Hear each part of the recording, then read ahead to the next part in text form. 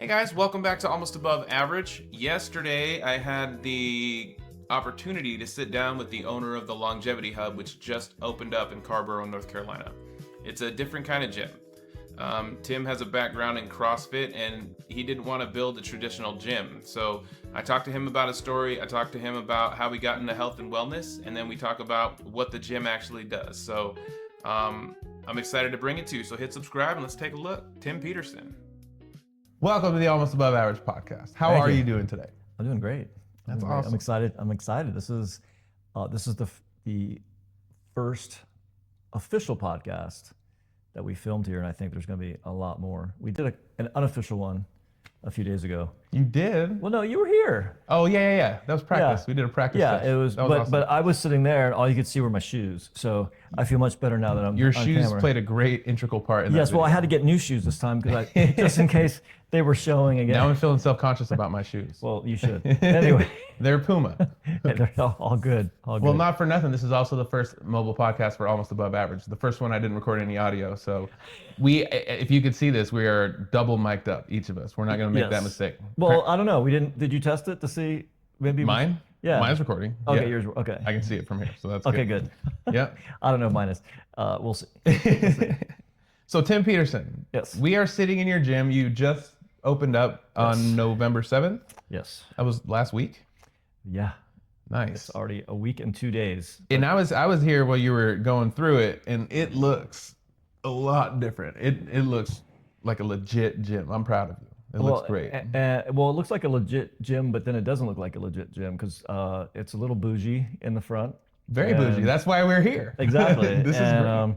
It's been a passion project. It's been a long haul, and it's amazing to have this picture in your head, and then now to see it, and it looks freaking amazing.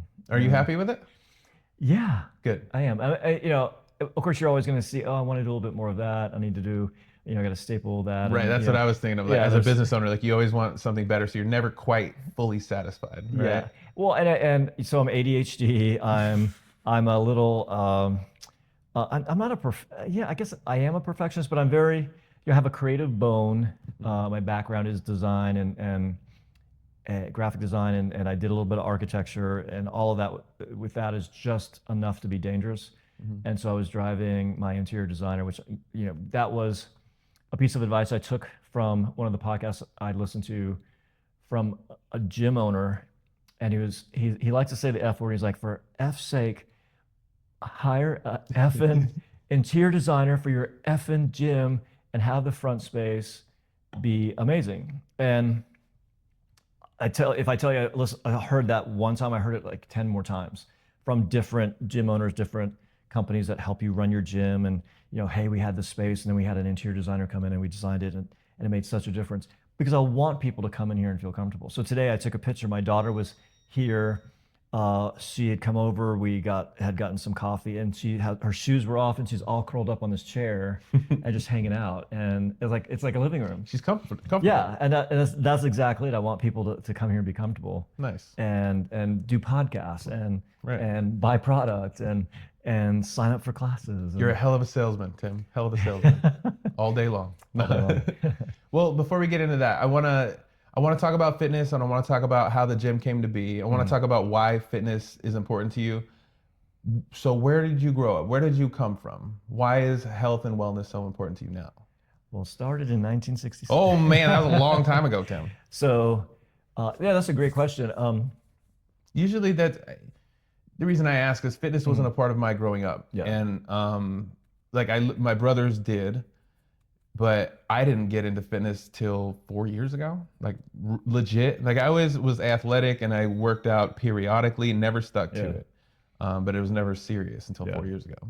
Yeah, so my journey, it's kind of similar. I didn't do it in school, and I didn't have the opportunity. There are a lot of reasoning around the family issues, and we lived in the country, so my mom would have to come pick me up, and drive 20 minutes to get me and come back. And I had a sister that was mentally handicapped, and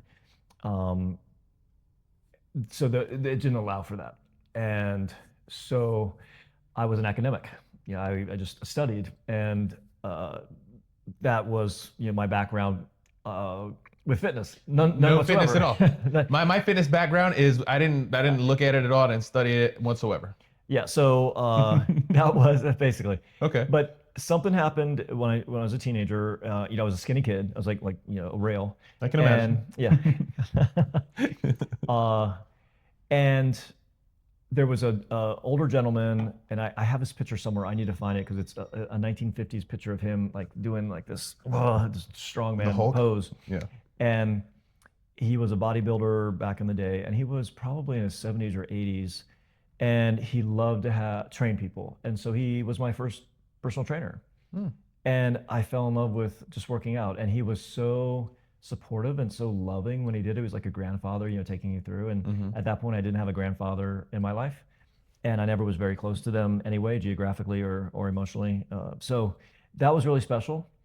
And He kind of filled a void for you. yeah, and I've told this story a few times. I just told it the other night when we did the opening, but I remember this moment in Mrs. Cowart's 5th grade English class, sitting on the back air conditioner in the annex building of our school. I mean, this is like so ingrained in my head. And one of the football players, who was a friend of mine, came up and grabbed me by the arm and was like, "Oh man, Tim, you've been working out. Look at that bicep." I was hooked. Like that was, I'm hooked. Okay. At that point. The attention immediately. Yeah, right? I mean, just like that, someone recognized, and like get it. I, as the skinny, academic kid, now was someone was like, noticing that you for I- the work you've put in. Yeah. Right. So through college I worked out, and this was the time of carbs. And when I look back at my college years, did I even eat protein? I don't even remember, because it was You just top ramen and macaroni and cheese, right? which a lot of college students do, but at least now they have the knowledge that they should be eating protein. But back then it was like everyone had the salad bars, and it was the pasta bars, and like Wendy's, there was a pasta bar. Like everything was Sizzler. pasta, Sizzler pasta bar. And so I kind of look back and like, God, did I even eat a piece of chicken or tuna? Maybe when I went home, I had it. Maybe I had peanut butter. You had protein when your mom made hot dogs or something. Yeah. Right. Yeah. So Not great protein. I'm yeah, sure. and then that's the thing too, is that my parents were. My dad was the original biohacker. I mean, he was doing vitamins. With my sister being the way she was, he totally believed that there was An herbal solution. something, or, vitamins, like the vitamins would help. And there was never a full diagnosis. Actually, I just got. I have a doctor, psychologist who is a client of mine, and I was giving him the conditions and symptoms and things, and he within like 5 seconds diagnosed it, and it was something that actually didn't come about until the 80s that they recognized. So it was very interesting. Like all through that time, it didn't even have a name. So no kidding. that was kind of interesting. That is interesting. Yeah. So my dad believed that there was just some way that he would be able to at least improve it, because she kind of degraded as she got older. So he always instilled that vitamins were necessary. Now the big thing is vitamins with organ meats, liver vitamins. I haven't heard of that. Well, we've got them in the back. Oh, great. We got them go. here. But you should be eating, you should be eating organ meats. You should be eating like the whole, nose to tail kind of thing. And so a lot of people don't want to eat them, including me. My dad loved liver. I hated Not the a fan. texture of liver. Yeah, not a fan. Not a fan. He would go to Sizzler and order the liver and onions. Probably the only one that was purpose? ordered all day. He'd do it on purpose? On purpose. He loved it. I'm assuming, maybe it was because he knew it was really good for him. So he was taking desiccated liver tablets, and had them for us. And he would always, when I would come home from college, there would be a pot of coffee. Depending when I got home, it would be a decaffeinated coffee if it was at night, and there would be a little thing of vitamins sitting there for me. And every morning while I was at home, he would do the vitamins for me. Okay. And so I always grew up. You got a cold, you take vitamin A and vitamin C. You got this, you take vitamin E. You have a skin condition, squeeze a little vitamin E tablets and put it on there. Aloe, and no sugar in my house. The only time we had soda, we had back then they were in bottles, and they would sit out in our pantry in the garage, and there would be one bottle in case you had a GI issue, if you were vomiting or whatever. that's when you get Coke, because back then it actually had the Coke syrup in it that God bless America. did help with your gut, and that's when you would get it. Okay. So you'd look forward to having a stomach virus because at least I get to eat. I get I get to have Coke, and then we'd have that one bottle. If we hadn't used it, we'd have it for Christmas. Yes. So if Like someone share got it? sick, Everyone would share it. yeah, oh yeah, that was That was like the 100-year-old Chardonnay that everyone's been holding on to. It was like the 1972 Oh, man. bottle of Coke. So, as much as we hated it then, it was really good. And my mom made chicken every single night, and it was a budget. A budget issue, but that was also very good. We'd have a vegetable, and my dad loved coleslaw, so there was coleslaw, green beans, which I hated, and chicken. You had a square meal every night of the week. We used to joke that we'd have chicken 8 days a week. See, that's It was kind like of always. that's kind of nice. Like I kind of grew up on Hot Pockets and Well, see, we didn't Top have ramen. Well, because you're younger, we didn't have those.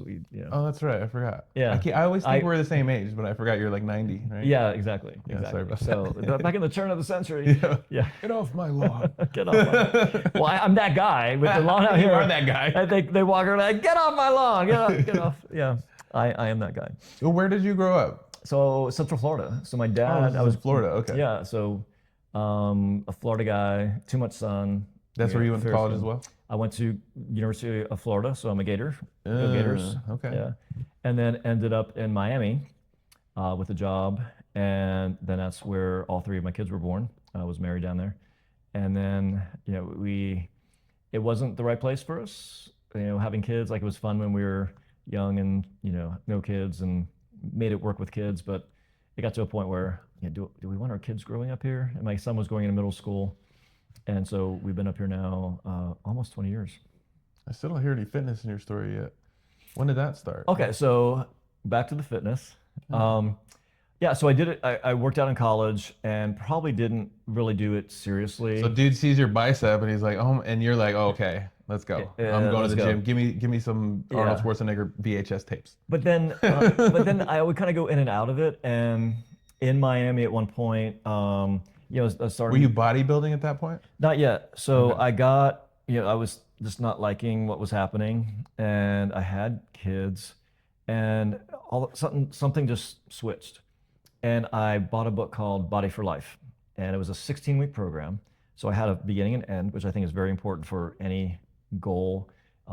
When you come in here, we can do 12-week programs. I think those are ideal. So this was a 16-week program, and it laid everything out. So all of a sudden, diet, all of that. All of it. So I would plan out my workout and my meal every single night. So I would sit there in front of the TV, and the kids were in bed, and I would plan everything out. Never had done that before. Yeah. And all of a sudden now I'm like really focusing on my, on my everything diet, going and finally probably getting some protein and realizing, I should be eating protein every day. Yeah. Go figure. And my ex-wife was a vegetarian, so that made it even worse as far as getting protein, because I wasn't eating the chicken and stuff all the time, having that because she, we were eating tofu dogs and tofu, and we Tofurkey? She did have she was a pescatarian, so we would have some fish, and so that was the beginning, and I just kept doing that workout plan, and then at one point she started working out with a trainer. I also started working out with a trainer. At one point, he was training some people for a bodybuilding competition.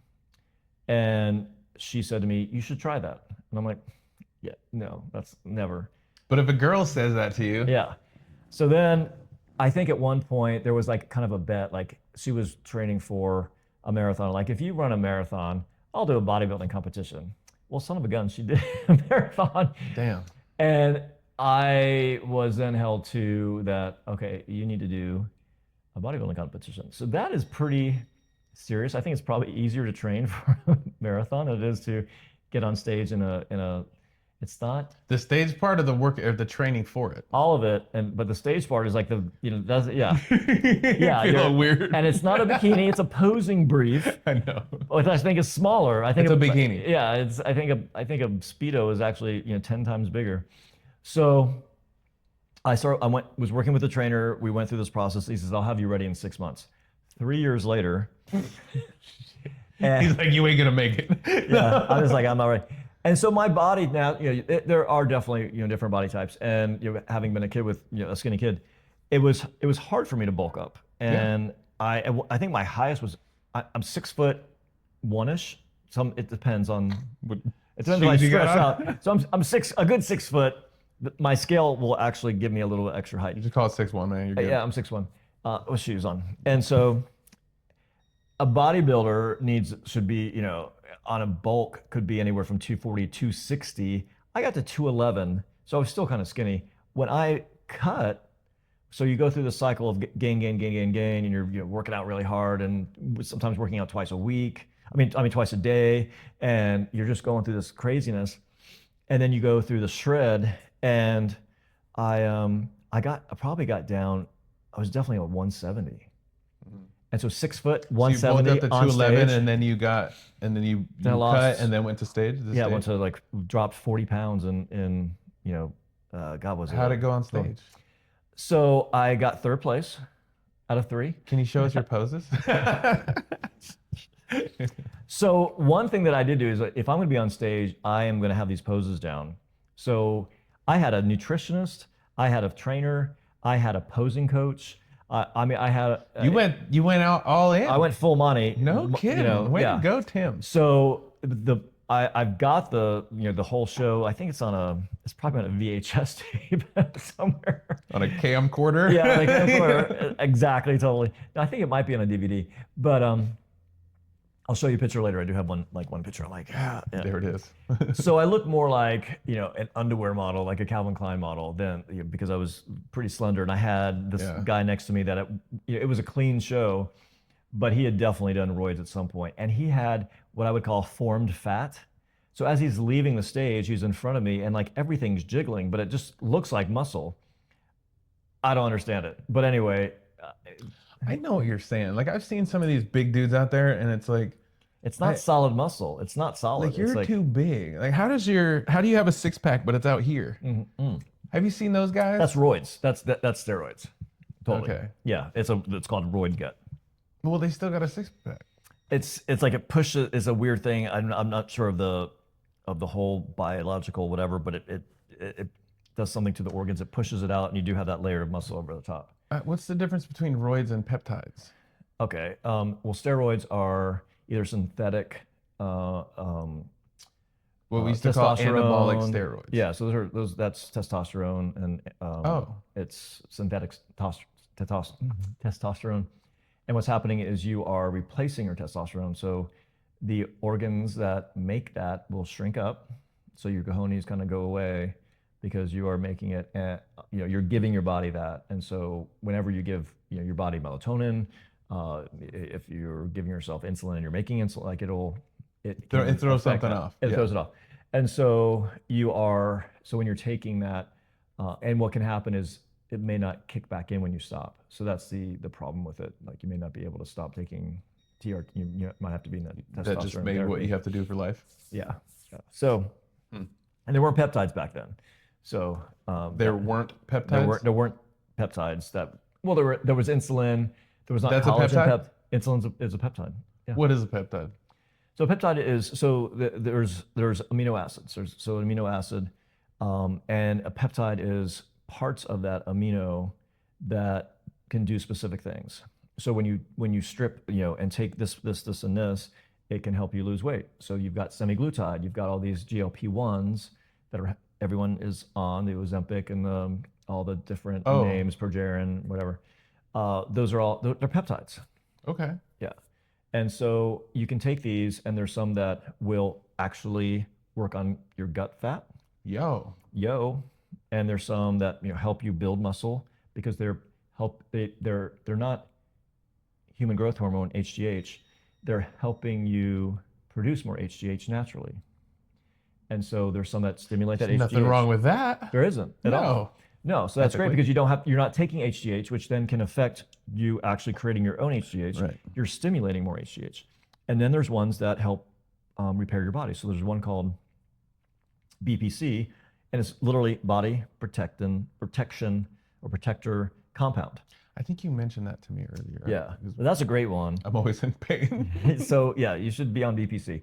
And the thing with them is that unlike some of the GLP-1s and those the Ozempics, most of them do not have side effects. And so you're doing this and there's very few, if any, side effects with them. That's what my next question was going to be. Yeah. So that's why it's very exciting. We will have our own line of peptides, and they are for research purposes only. And we're hoping that FDA wakes up with some of them. There are some that are FDA approved, but for other things. But then you can still use them for other things because they are approved. So yeah. Like what? You're allowed to rub this on your knee. Yeah. Well, there are some that are used. There's one. It's a muscle building one that aids people with on AIDS medications use because that it breaks down some muscle and that helps keep it or build it back up. So then it can also be used for other muscle building and off-label. I think it's called off-label prescriptions for that. Okay. Yeah. Anyway, thanks for the lesson. I appreciate absolutely. it. I didn't mean to derail the whole conversation. Our little But rabbit hole podcast, you know, we can talk about whatever we want. You got two ADHD people here, so there's gonna be a lot of rabbit holes. Do I have ADHD? Do you? I might. You do. I don't know. We do. We all do. Yeah. All right. Sorry. So Speak up. Yeah. You're in college, or you're done with college. You started working out in college. Oh, I'm in my 30s now. We're already past that. Okay.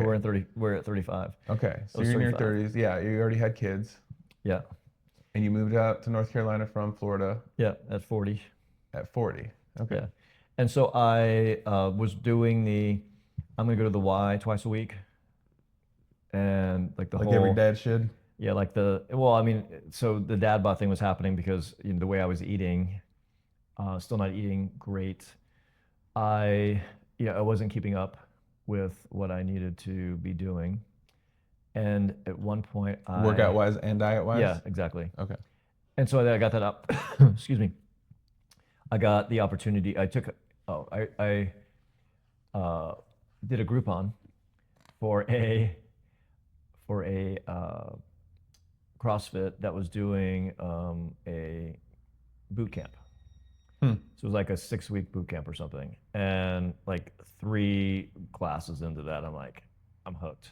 And I didn't hate it. I was scared of it, of CrossFit, but the boot camp sounded fine. Like I'll do the boot camp. That sounds worse than CrossFit. Well, the CrossFit part that scared me was like climbing up a rope and like outside doing, overhead carries and all these. I didn't even know what it was. They were just holding barbells over their head and doing lunges and these big muscle guys and their shirts off. And I'm like, I'm a little tubby and I don't think I want to do that. I can't hang with these guys right now. I can't hang with these guys. I don't have any tattoos. Yo. And I got a belly. I get it. So I did the boot camp and you got hooked. And I kind of got hooked, and I signed up, and they had an internal program to kind of help you become a coach because I loved helping people, and like the more I help people, the more I kind of understood. Like if I'm going to explain it to you, like I see something wrong with what you're doing, like I need to learn how to explain that, and in doing that, it helped my form and what I was doing. And so when I was there, I didn't become a coach and didn't go through the it's called an L1 level 1 training certificate. Yeah. So then I switched to a different CrossFit. Actually, it was right across the street and inside the gym in there. And at one point, if you've ever been in CrossFit for a while, like some coaches leave, something happens, and a big tumultuous, like it's a big divorce. That happened, and we were low on coaches. And I'm like, well, that's a thing in CrossFit land. Yeah. Like obviously. Yeah. How do you not know this? Have you not been on I'll be down. The wives of CrossFit? Maybe that's why they're closing down all over the country. Like I don't hear about it a lot anymore. Yeah, well, there's a lot going on. We can get into that, but so internally there was all this stuff going on, and so I thought, well, yeah, I always wanted to do this. Why don't I get my level 1? So I went and got my level 1, and became a coach, and I loved it. And then a couple years in, COVID happens. The gym closes. I start going to another gym, and within a few weeks of being there, he announces he's closing the gym, and I'm like, I just found a place, and it was close or closer, but then he posted on Facebook, if you want to buy some equipment, let me know. Well, I was doing backyard workouts at that point with some of my old clients. I had been doing personal training as well, and I had a company called Dad Bod Warrior, and I still kind of have it in the background. And so I was working with single and divorced dads who wanted to regain their health and fitness. So I had online stuff, I had stuff in person. And so I'm thinking, oh, well, I could really use some equipment. What do I want to get? But then I'm like, where the hell am I going to store it? So in some universal whatever guidance or stupidity, I just said, how much for the whole gym? I said, well, maybe I'll go that route. So, there probably wasn't a lot of thought in that. And it was a gym in duress. And I just thought I would be able to come in there and save it. And you're going to be a superhero. I was trying, and I stuck it out for 3 years, and it just drained me in every way possible. And so ended up closing that. And so that was a year, 1 month, 5 days, 2 hours ago. Something like it was not bitter. it was a little over a year ago. And what was interesting in that week that we had to make the decision. I was working with an investor. I was working with financial people. We were working with the landlord, trying to see what made the most sense. And so I was rear-ended and I was sitting still at a stoplight. Someone rear-ended me at 50 miles an hour, like totaled their car, did $14,000 worth of damage on my car. Jeez. I had a mild concussion. And if you've ever had a brain trauma injury, traumatic brain injury, or a full-blown concussion, it messes you up. I didn't realize how bad the brain fog was, it was really disconcerting. And from there, it was the weekend of, what was it, Hurricane Helena? The one that went through Asheville? Yeah. And my daughter lived in Asheville. So there were, oh my God. There were, hours upon hours of not hearing from her, almost like a whole day. And all of a sudden, the footage was coming in on social media of these amazing floods that were happening after, we all know now, like it was coming down and happening way after the storm. Yeah. And then not having any contact with her. So that was happening, closing the gym. I had a concussion, couldn't focus more than 2 seconds at a time. Jeez. And it was probably the worst week and period of my life. Now, my daughter was okay. Thankfully, the place where they were was high enough, and then she ended up moving here. Yeah. So it was a hell of a week. That is one hell of a week. Yeah. I'm glad everyone's okay. Yeah. I wasn't for a while, but there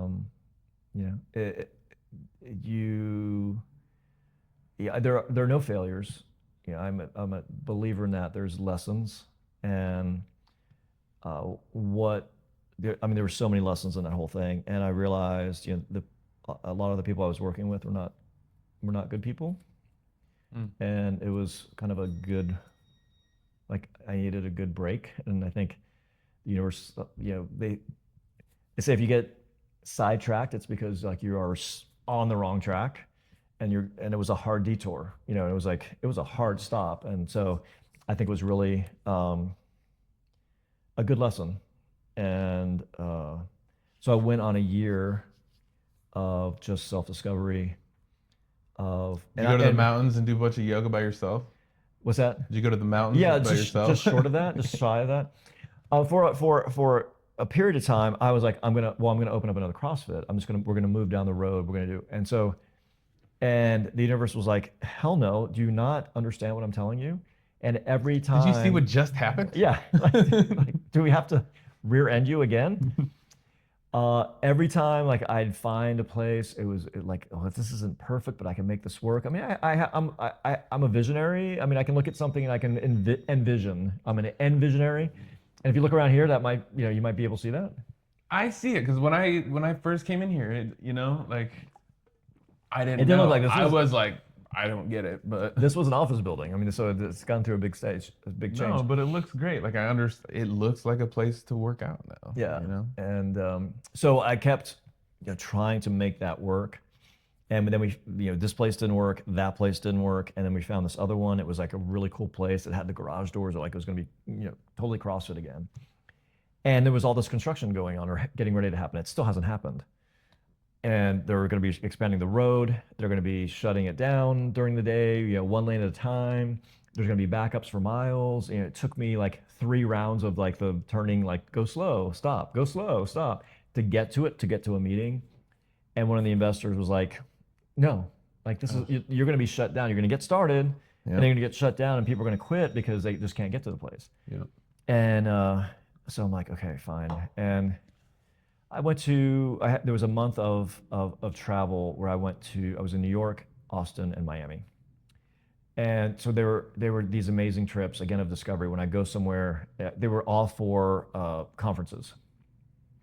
And I would go to the coolest, most expensive gym that was there. And in Miami, it was amazing. I like doing that, like where I'm in places. Yeah. Just go find the best one. There's this Paul Saladino is like one of these guys I follow. He's an influencer. He's a doctor who's now living in Costa Rica and Miami half the time. He's usually shirtless and he's tanned and he's eating raw meat and he's barefoot and he's buying raw food meat? in Costa Rica. Liver King?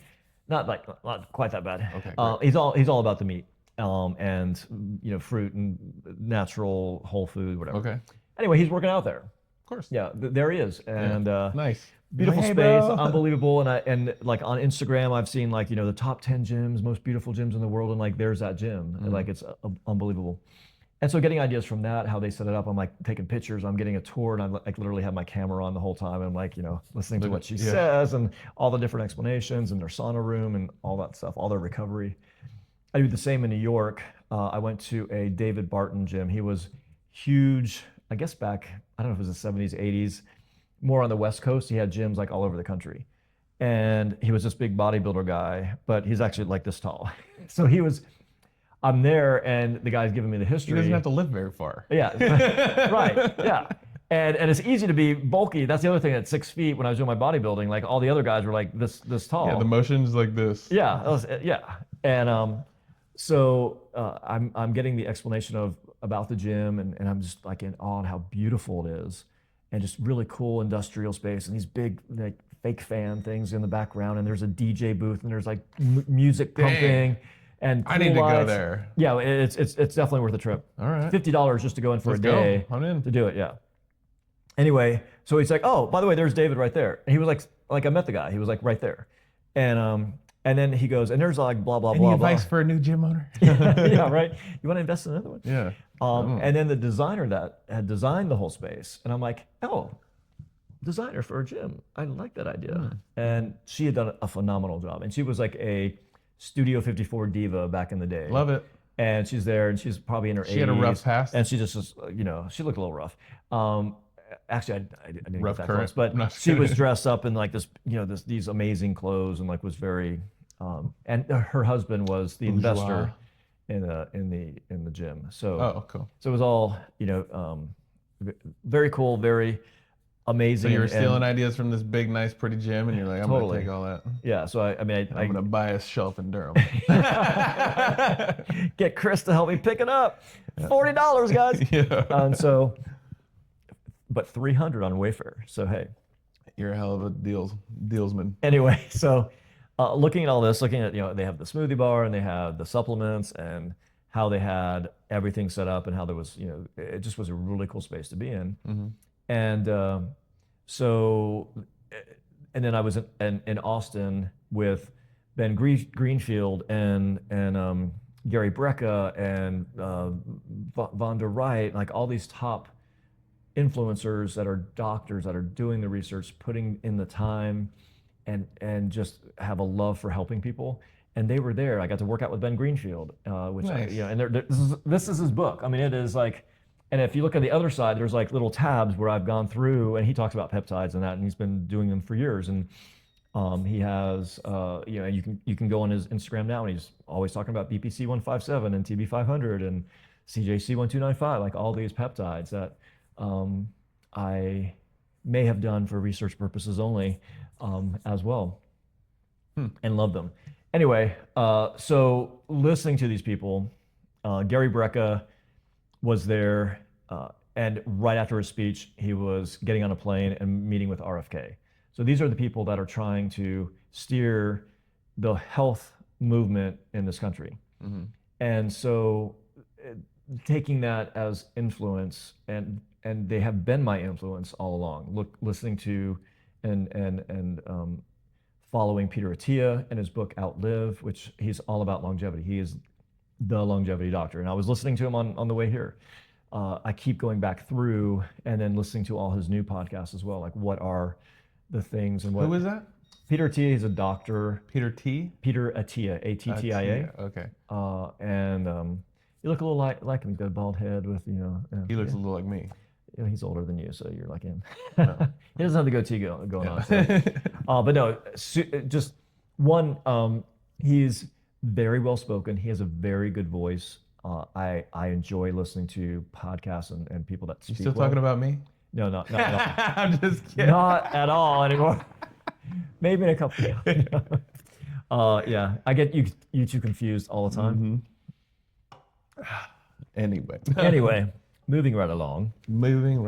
So I've been like taking over. I'm sure you have some questions that you wanted to ask me, or no, fire away, man. This is all about you.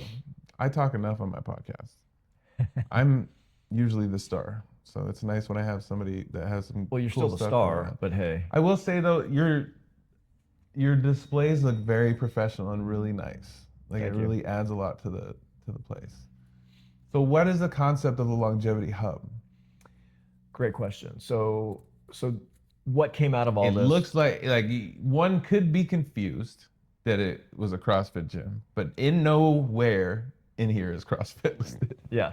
So we are not a CrossFit gym. Now the programming that we use, the methodology, which is not trademarked or part of the affiliate, is open source, functional fitness. That's what we do. Okay. Some of the programming that we use is used by CrossFits. And I love that process, but they are going on a corporate level.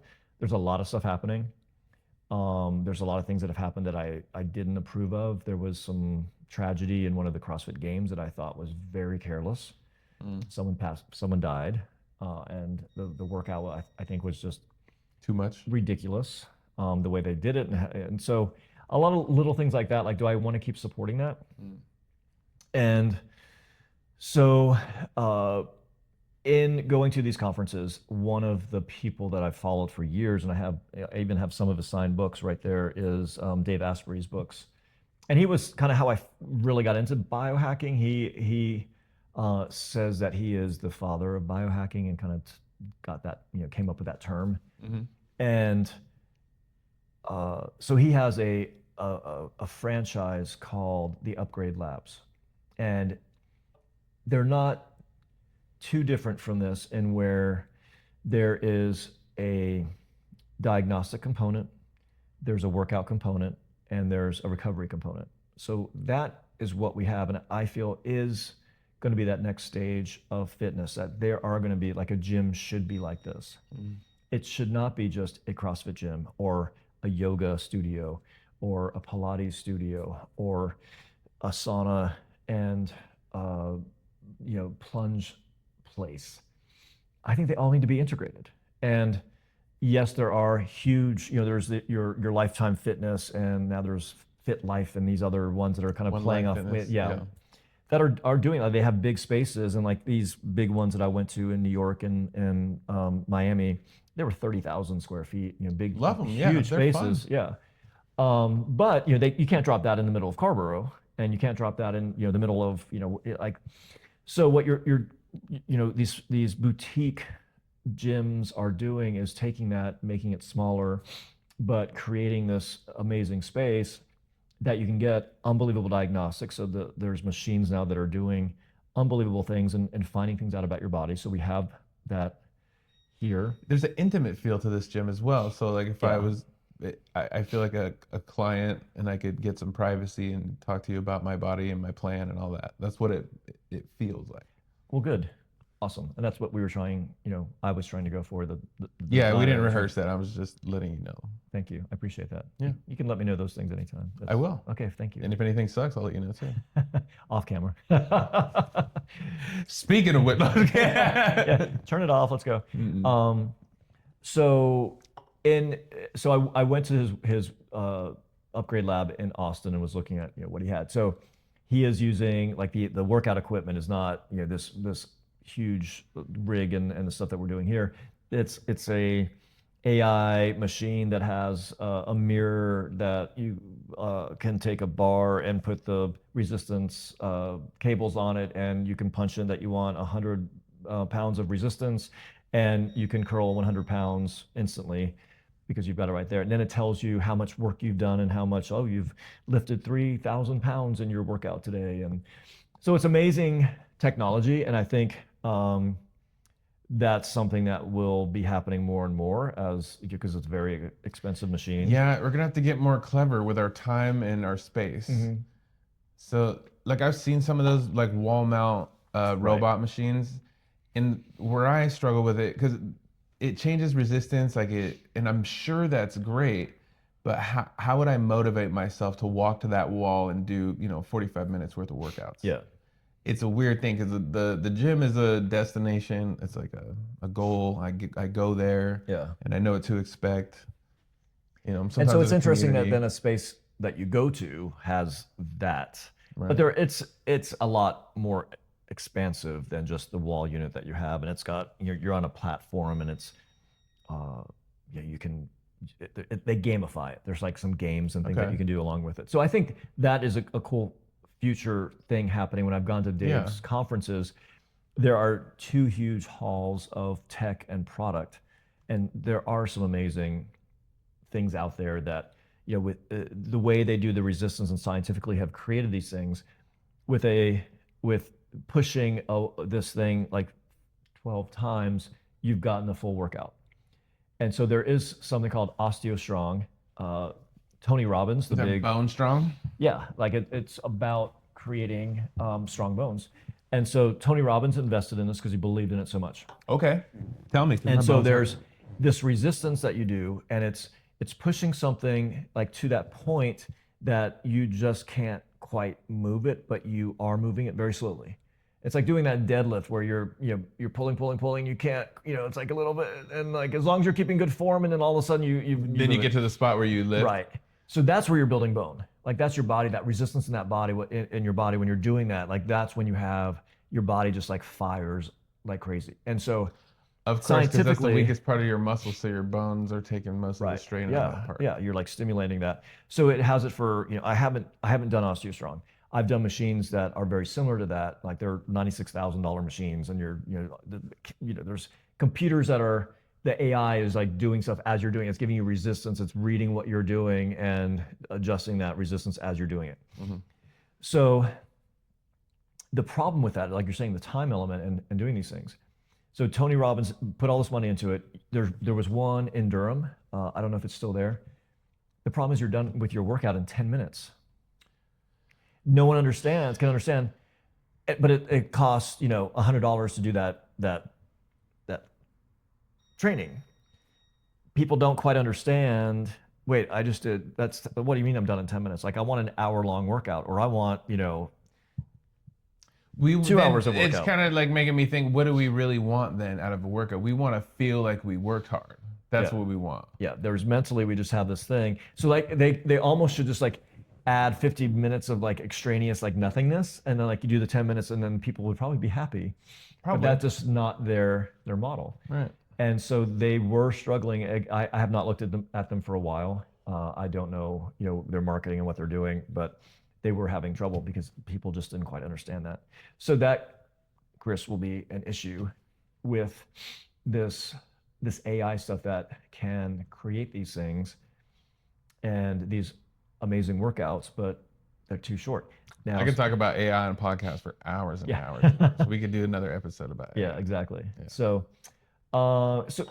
back to at the Human Upgrade Lab, I'm seeing everything that's in there, and I'm like, what I envisioned, and I was at that point, I was already starting this process here and kind of creating what are we going to have? Because I looked at 10 different scales. I looked at 10 different. I remember I was on an 8-hour journey driving somewhere, and the whole time was talking to different red light therapy companies on their beds and devices and things that they had, trying to make notes as I'm driving on these mountain roads.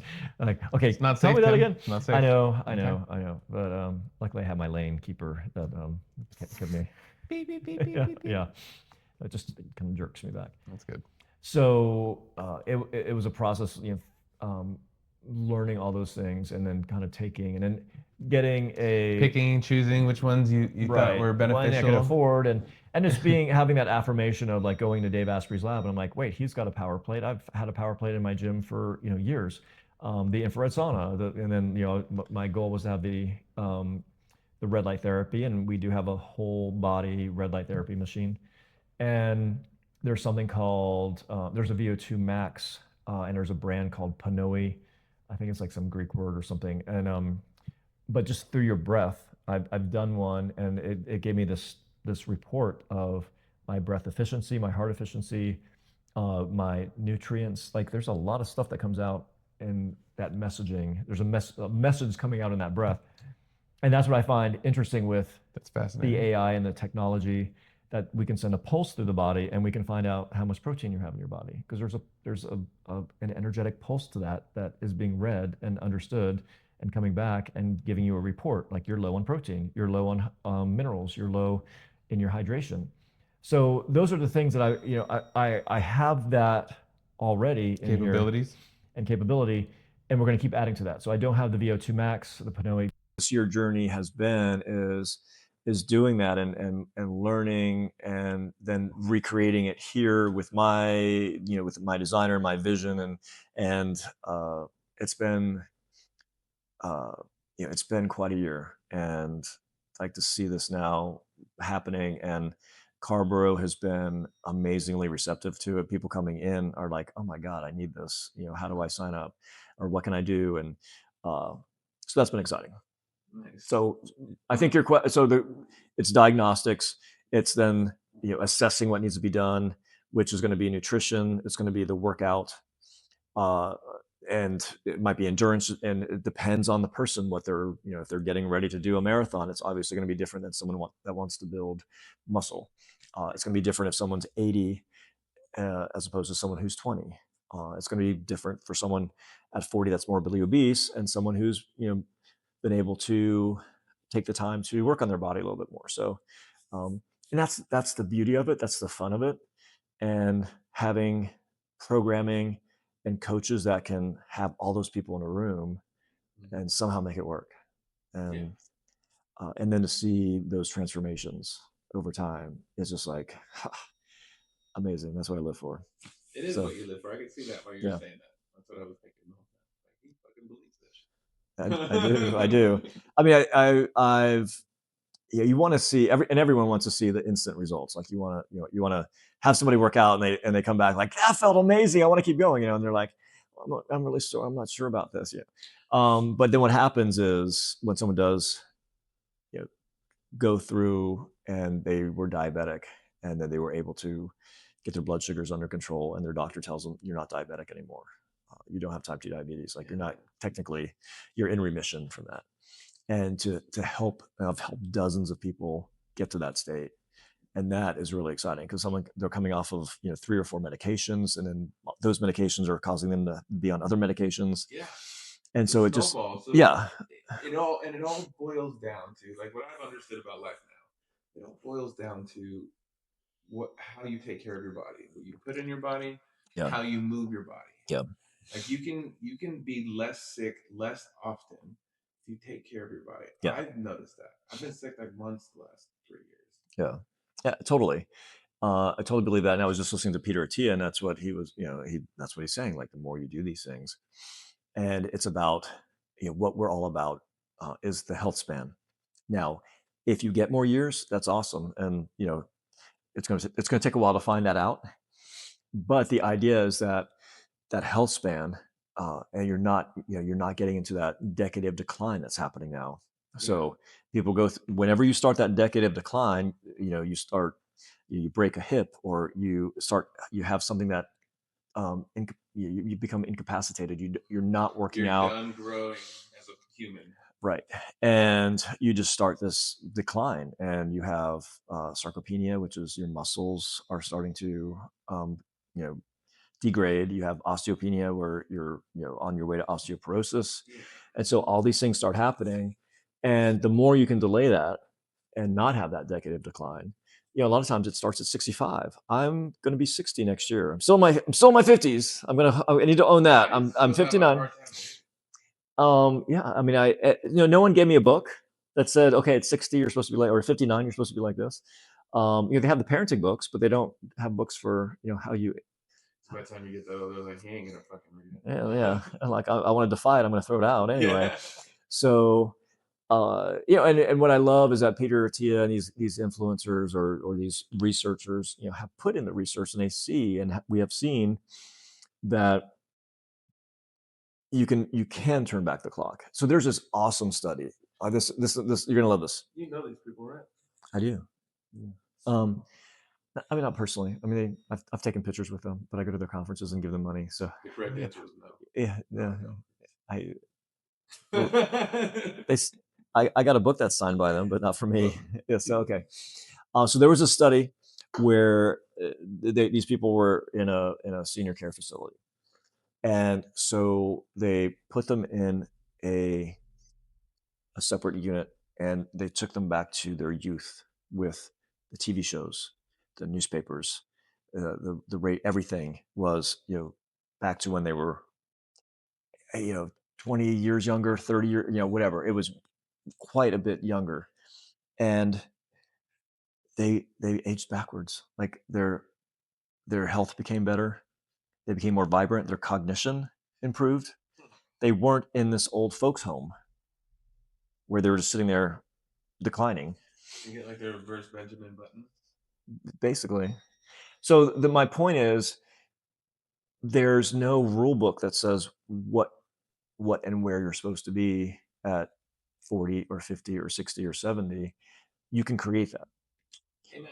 And so I'm not going to be on drugs and medication, and I'm going to be doing Spartan races. And I want to, we are a High Rocks affiliate gym, and I want to do a High Rocks. I've never done one, but I'm going to be training for one. So High Rocks is a European competition that has now come over here, and it's kind of a, it's a fad rage. It's kind of like CrossFit was, and now there's this new training for. You guys go in the woods and lift 1,000 pounds. No, you're out on the streets doing it. It's fine. We brought it out of the woods into the streets now. Yeah. There's a dumbbell at every restaurant. Every restaurant, yeah. You're pushing your kids on sleds on a sled to get to it, and yeah, everything is in a bag over your shoulder, and as you lunge, yeah. So, what I love is whatever gets people to move. So I love that High Rocks is taking off. I've seen people at other gyms, doing these movements that are very, very particular for this competition. So I'm like, they're training for High Rocks, and so I wanted to have that here at the gym, because you don't have to do those movements to train for the High Rocks. So you don't need to do burpee broad jumps. You need to be doing box jumps, and you don't necessarily need to be doing wall balls. You need to be doing thrusters with weight. There's training that you do to get to that point where you can do those things. I never do box jumps, and I know it's a good one to do. Yeah, that quick twitch and being able to jump. So there's things like the average person, like after the age of 20, never sprints again in their life. Right. I mean, I kind of almost don't. I'd go. Okay, the next walking thing that you come to, we're gonna sprint. Yeah, we're gonna warm up first, because you can pull a muscle at your age. I have to, yeah. Well, I do run on the treadmill, and I'll pick it up to like a 12. But there's like the treadmill is one thing, but then there's like going out on the street and just. I know there is. Yeah. And I honestly have been thinking about it the last 6 months. Like, I would love to incorporate. I should have a rest day, but instead of resting, I'll just go sprint, like do 10. Yeah, sprints or something. Yeah. So Mark Sisson has a book called Born to Walk. Maybe even I can do that. Yeah. Oh, absolutely. Time to go. Let's do a whole class like that. Let's get people. Yeah, it'd be a blast. So Mark Sisson was sprint. Yeah. Okay. Up and down the street.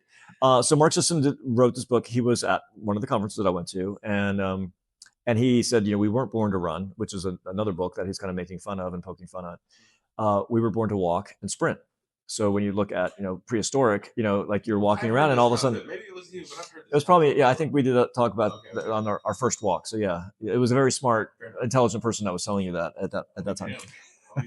So, if you take it back, prehistoric or just whenever, you're walking down the street or you're walking in the forest, and then you're all of a sudden there's a bear, there's a tiger, or there's a mugger, you sprint. And so, on a daily basis, need all your energy, all your breath for a short burst to get away from predators. That's all. Yeah. That's the only reason you have that. Right. You need to jog. You never need to jog away from a predator. Right. You never just, I'm going to run 20. There's a bear. I'm going to run 26.2. If I run 26.2 miles, I will outrun them. No.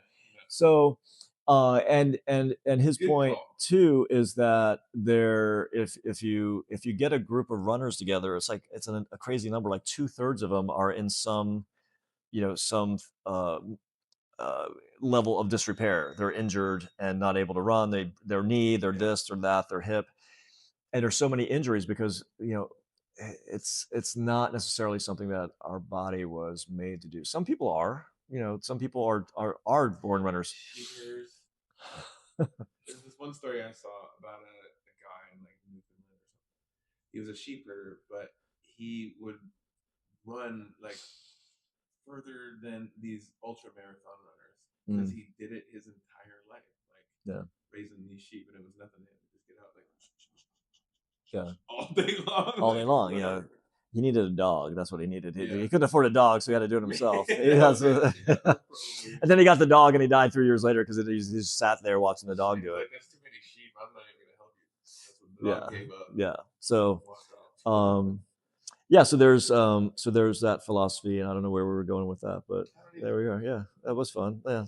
What else are we gonna rabbit hole down? I think you would ask me about, if I had one supplement, if I had, if I could take.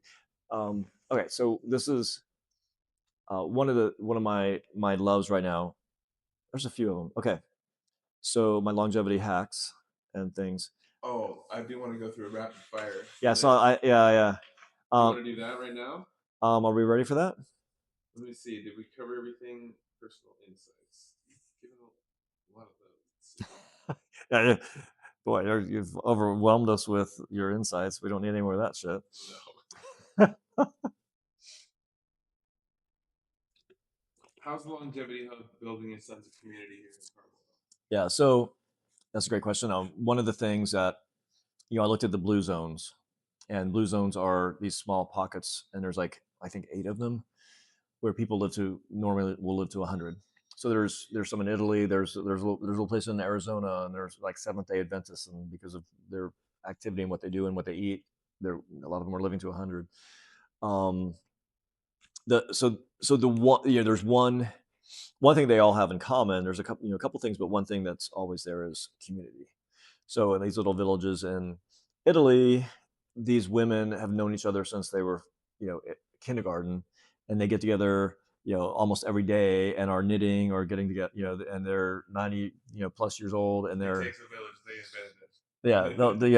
they were the village, and so and there's more and more studies coming out about that. And then I also experienced a lack of community a couple times in my life, where if you divorce and all of a sudden your friends are split, or even your friends that would invite you to things because you were a couple. Well, now you're that awkward guy, and maybe their wife doesn't want you doesn't want them hanging. You don't want to call. You don't want to go over because you don't want to make them feel weird about And all of a sudden you're just sitting at home. Yeah.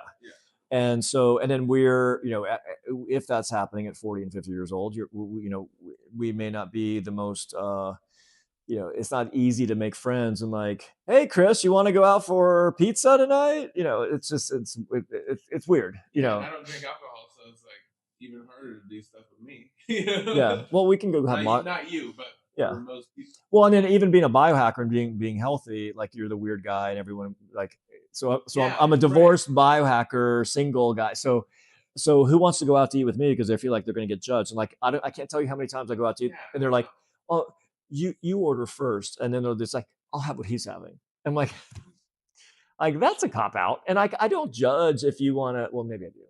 You can have the fries. You can have the fries, okay? And I might have two, but so anyway, so community was a huge thing for me. And so how are we doing that in the gym? We're already started, before I even open the gym, we have the walking club and the whole tell idea. everybody about it. I've been trying to promote it. I have a really good time at the walking group. I have met so many amazing people. Like half the Me plants in too. this place are from one of the people that is in the walking club. Someone I never would have met otherwise. She's probably in her later 60s, 70s. I'm sorry if that's wrong, but lovely woman. She's a professor. She is going over to Spain for a semester, so she gave me all her plants that are beautiful. There's plants all over the place here, and I never would have met her otherwise. And my neighbors came and then brought her, and so these great and you, met you through the inviting you to the walking club, and you were crazy enough to come. And thank you. And here we are. So um, creating those moments where you can do these things. I have some of my best friends I've done Spartan races with, and they were some of them were awful, but you have that like we went to war, I know You're no, encouraging me to do one of these with you. oh yeah, absolutely, and not to lessen an actual veteran and what they went through, but like you feel like you went to battle together and like Okay. conquered this thing, and even I working feel out. that. I like that feeling. Yeah, Like beating something with your boys. It's like yeah, so hell like doing a hard workout and like you go like, dang guys, we did that, Hell and having that moment with people, I think being able to conquer something, and then to see other people that you kind of know their journey, and like you're working out with George every day for months now, and then all of a sudden you see George do his first pull up, like holy shit, George, and everyone's yeah, cheering, and so that's community, so having the walking club. So we're a college town, and we're in kind of the annexed out from that, very close to that, and we had an open house this weekend, and it was all like college students coming through here from the coffee shop and coming in, and I talked to them about what if we did like a workout rave night with mocktails, and they were like, oh my god, that would be so cool. We know a DJ Ragu, if you're out there, I need to talk to you. I only know DJ I would also Prego. like to spit on the mic. I'm just kidding. So that was really exciting, to see them like get excited about something like that. And we've got we've got a cool space where we could have 50 people in here just doing a fun crazy workout, running in and out outside, and Yeah. getting sweaty, and having that moment together. So that would be like really cool. This is a perfect spot for it. Yeah. It looks So thank you. Yeah. So that's so that community. There's a lot of different ways to build that, and having events, having. I want to do a little health expo before the holidays, so people can they can give the gift of health to their loved one, and have maybe some other companies that are local. I've done one of those before, Longevity Expo. So we'll be planning one of those. Yeah. So and the High Rocks is the same thing. Like to get a group of people together, train for High Rocks, and then to go to a competition together. And you can do them as relays. You can do them as team events. You can do them individually. Same thing with Spartan. You're doing it individually at a Spartan race, but you go together and go through it, and no man left behind or no woman left behind, and you push, pull, drag, and help each other go through it. And that's amazing. I've got horrible times on all my races because I'm there with someone who's 70 has never done one before, and it's just the moment when someone that has never jumped 6 feet up over a wall. breaks his ankle on the way down. Well, no, no, that never happens. We catch them on the other side, but to see them like do that, and just like their look on And their then be proud of face, themselves. absolutely. That's Yeah. the Yeah. good feeling. Yeah, I did one with my daughter, and when she was in college, and so she would come home from Asheville, and we would train like we did a couple weekends, and I gave her things to work on, and she has this cute little face that she has since she was a little girl, and when she did the monkey bars and completed it, and got off, and then my nephew was also doing with it, and like they couldn't do it, like all these other people weren't doing it, but she had that sense of accomplishment, and she had that little impish look on her face. I'm like, the tears. I'm like, oh, this is amazing. It was the mud, actually. It wasn't tears. It was mud. It was mud in my eye. But yeah, no, it was really it was really special. So those are the moments that you create to help build that community. So if I can be a conduit for that, that's the goal. And the kids have that ingrained in them, like Yeah. that fitness. That's wonderful to have. So so that's the community aspect and how we're building it. Well, where can everyone find you on social media?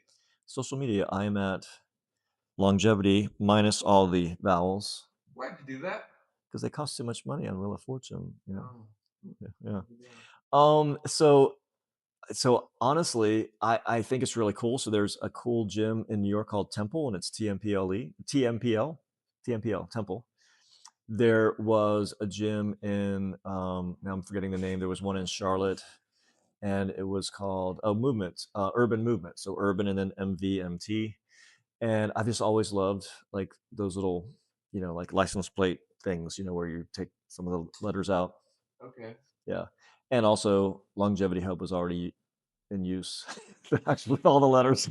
That was the real reason I couldn't get the URL for that. So it's so it's LNGVTY hub at Gmail and .com and on Instagram.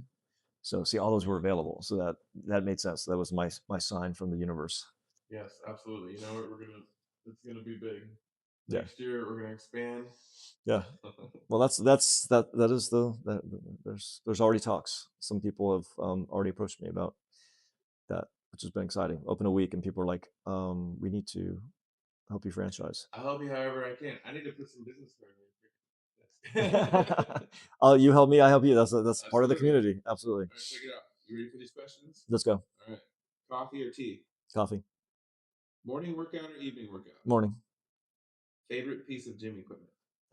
Oh, kettlebell. Huh? Most overrated fitness trend? CrossFit. Oh, no. Trend CrossFit or move.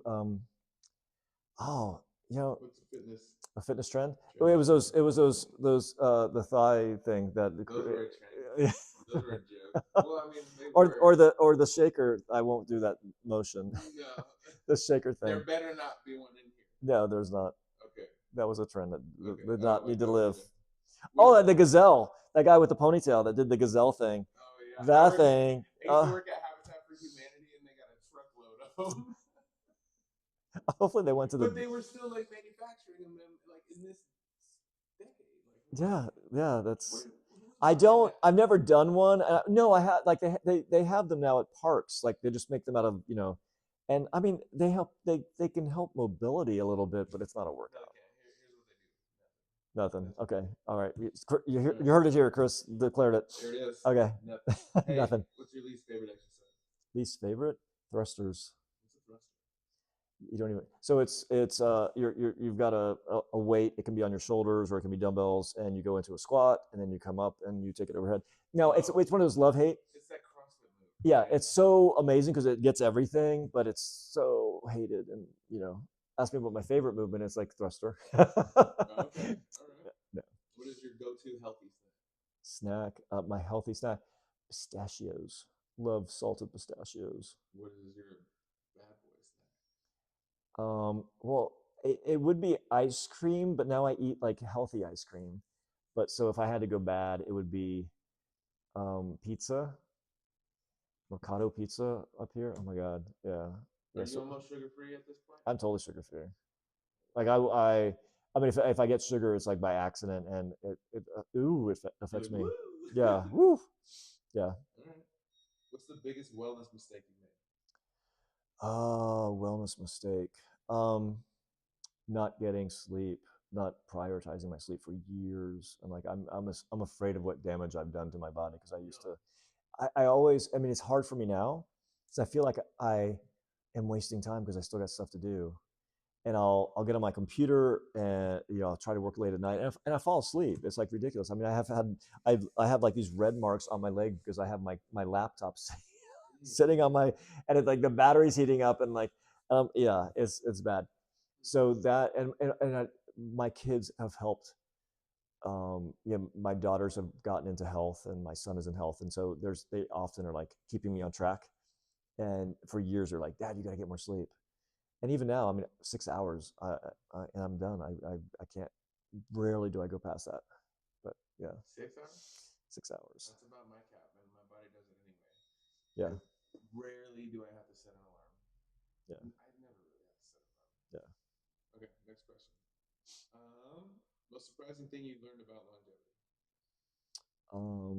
That sleep is so important. It's It a kind of goes, lame question, but I like that question. yeah. What is your favorite gadget in here? The gadget. I think the power plate. I mean, no, I mean, I underrated that thing for a long yeah, time. yeah, it's amazing. I mean, I have a lot of fun gadgets now. I'm like, it's almost like I'm the kid in the it's like Christmas, Yeah. because I got the red light therapy thing. Hold that whole bed and to lay in there, just knowing that like you're zapping all your body, and like you got the infrared sauna, and like I love that. The scale is amazing. There's some cool toys in here that I'm having fun with, and people are having fun with too. So that's great. Nice. I love this place. I'm glad. I love what you've done with the place. Thank you. What is your favorite? Who's your favorite roofer? Chris. Absolutely. Yes. Oh, look. Oh, here he is. My favorite roofer and podcaster. Yes, absolutely. I gave you 5 stars today, by the way. You did. Yeah, because you did amazing things to my roof. I'm gonna hook you up too. Awesome. Or the same way you did. What is your guilty pleasure food? Oh, we already talked about it. Well, yeah, and then if there's, I love Reese's. I used to love Reese's, but now there's some that are like better, more better. So, but I love chocolate and peanut butter and sourdough bread. But sourdough bread's actually okay. But well, so okay, so here's we got time for a rabbit hole. Yeah. So what you do, Weaver Street. There's like 3 ingredients in their bread. It's like flour, water, salt. I mean, it's very clean and it's organic. Okay. So there's that. So there's that. So, and then what you do is you freeze it and then toast it. So if you do that, it becomes resistant starch. It breaks down the starch in it, so it becomes more like a fiber. So it's not going to spike your insulin, which is what bread usually does, and why you shouldn't always have so much of it. And if you're eating organic flour and then you're doing all that to it, it's not so bad. So pro tip. There we go. And I've done little snippets on Instagram about that, and you can do that with spaghetti too. Spaghetti. You make it, freeze it, or no, not even freeze it. I'm sorry, just put it in the fridge overnight. And rice, same thing. Put it in the fridge and then you heat it back up. And spaghetti is easy. You cook it, maybe do it al dente, put it in the fridge. Al dente is still a little hard, and then put it in some boiling water the next day. Heat it back up, and it will be resistant starch. So there you go. You're welcome. It's got bars. All right. Well, hell, is there anything else you want the people to know about Longevity Hub? Follow them on Instagram. That's some knowledge. Right Yeah, I need to be better about putting more of that stuff up. You can go through and there's some stuff, but and is that all the questions you got? I got a ton of them. You want to keep going? I guess so. I'll keep asking them. What's your favorite way to motivate your clients? So one of the questions I asked them is, when you don't want to do a workout anymore, or you tell me you want to quit. So I do this at the beginning. So I'm giving my big secret here. My question to them is, when you want to quit, what's the one thing I can throw in your face that's going to make you go, shit? Ooh. So is it your kid? Is it is it that expose? Yeah. And so, and I said, and then I need your permission to use that. And they're like, absolutely. Of course, when it happens, they're like, really? Why did I tell you that? So yeah, and that's what I love about this, is that you get raw with people. Like the things people tell me, and I have cried with clients. I've watched them cry, and they're just coming in for an intro, like, and they haven't been listening. Like, what I realize is Their doctors don't do it. People don't listen to them, and there are things that they're struggling with. They're struggling with their weight. They're struggling with perimenopause. They're struggling with being a man that's divorced and, whatever, having man boobs. They struggle. People struggle with this, and like there's no one else they can talk to about this. And my goal in my office is to create that safe space. Close the door, can't hear the music, and it's like, okay, let's talk. Let's talk about you. What do you want to accomplish? And asking that question of, what is that one thing that's going to motivate you to get back on track again if something happens? And so It's beautiful. What's your we already asked that. If you weren't into fitness, what would you do? Yeah, I mean, if I didn't have this, I would, I realized when I was doing this how much I do love design, and I'm, I did it for a long time, and that was my degree, and I worked with big companies and had my own company and did huge projects. I worked with Hyundai, and they have like, I don't know, like a 700,000 square foot mall in Korea, and I and another designer did all the graphics for Hyundai for that. You did? Yeah. No, you didn't. And there's for their mall. Yeah. Oh, I mean, they had their logo. We didn't do their logo. We didn't know. Yeah. Oops, sorry. No, that's cool. Yeah. So that was an amazing project. Like all the wayfinding, all the signage that you would see in the everything. That's really cool. Yeah, it was a lot of work, but it was a lot of fun. All right. Any final thoughts? Everyone should be on creatine. Guilty. And guilty you are or you aren't? I am. Awesome. On it. How many grams do you do? Okay. Should be doing 10 grams. Spread it at least that. So Usually like two scoops. Yeah, two scoops. always two. 2 scoops. If it's a bad day, 3 to 4 scoops. Yeah. No, so my I would leave people with, it's time to prioritize you. The best compound interest you can make and get is putting that investment in yourself. And muscle builds muscle. You keep putting that on. What saved me in that accident that I was in, like when I went there and I'm showing them the car, like, yeah, I was in this accident, like this is the car, and they're like, you didn't come here in a stretcher, and they're like, your muscle saved you. And so you were like, naturally. yeah, of course. No, and that's something that I didn't think about, but having built that, and everyone can do that. You need to be in here like kind of building and adding that and compounding and building it over time. So that's kind of that's all I got. Yeah. And thank you for tuning in to Almost Above Average. Every episode, we share real stories from leaders, creators, and thinkers. Stories meant to give you insight and inspiration that you can use to impact your own life. Subscribe and stick around as we keep bringing new voices, ideas, and lessons you can put to work in your own life to stay almost above average.